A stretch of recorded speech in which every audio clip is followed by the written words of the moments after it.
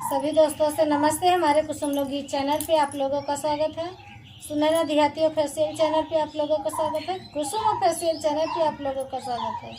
देखिए हम तीनों सहेली फगुआ गीत सुनाने चल रहे हैं। गीत अच्छे लगे लाइक सब्सक्राइब करिए, कमेंट जरूर करिए। बहुत प्यारा सा बहुत प्यारा से फगुआ गीत सुनाए चलते हैं। होली नहीं खेले हैं।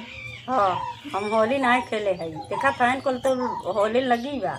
होली लगी होली लगी नहीं होली लगी। हमारे देवर और है नहीं है ना, का दू जने है हम दोस्तों तो खेलबे नहीं बहन यूट्यूब फैमिली में नहीं खेल जाए तो का करिए। देखा था काल ना बोलाते ही रह गए तो भला आऊ रही का करी दोस्तों। हमारे बेटवा लड़ी गए तो कैसे करी। ये गीत बहुत प्यारा सा सुनामे चलत है। उड़त बारंग गुलाल से